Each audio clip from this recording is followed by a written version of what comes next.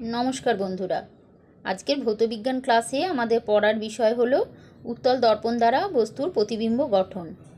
আজকে আমরা যে বিষয়টি আলোচনা করব সেখানে বস্তুটি অসীমে অবস্থান করবে এবং একটি উত্তল দর্পণ দ্বারা সেই বস্তুর প্রতিবিম্ব কোথায় গঠিত হবে, কিভাবে গঠিত হবে এবং প্রতিবিম্বের কি বৈশিষ্ট্য হবে তাই আজকে আমরা আজকের ক্লাসে আলোচনা করব।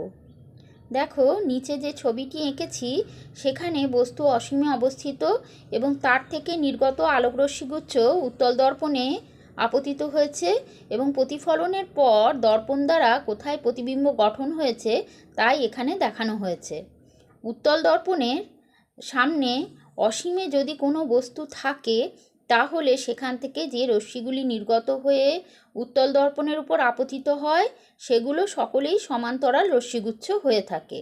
রশ্মিগুলি যদি প্রধান অক্ষের সমান্তরালে দর্পণের উপর আপতিত হয় তাহলে প্রতিফলনের পর তাদের যদি পিছনের দিকে বাড়ানো যায় তারা দর্পণের ফোকাসে গিয়ে মিলিত হচ্ছে। তার মানে ফোকাস বিন্দুতে অসীমে অবস্থিত বস্তুটির একটি অসৎ প্রতিবিম্ব গঠন হচ্ছে। এটি এই চিত্রে আমরা দেখিয়েছি। তাহলে আমরা যে প্রতিবিম্বটি পেলাম তার বৈশিষ্ট্য কী হবে? তার বৈশিষ্ট্য হবে প্রতিবিম্বটি হবে অসৎ প্রতিবিম্ব। প্রতিবিম্বটি হবে বস্তু সাপেক্ষে সোজা, অর্থাৎ আমরা বলতে পারি প্রতিবিম্ব হবে সমশীর্ষ। প্রতিবিম্বের আকার হবে বস্তুর আকারের থেকে খুবই ছোট, তার মানে খর্বাকার, অনেকটা বিন্দুর মতো। তার জন্য আমরা এখানে বিন্দুবৎ কথাটি লিখেছি।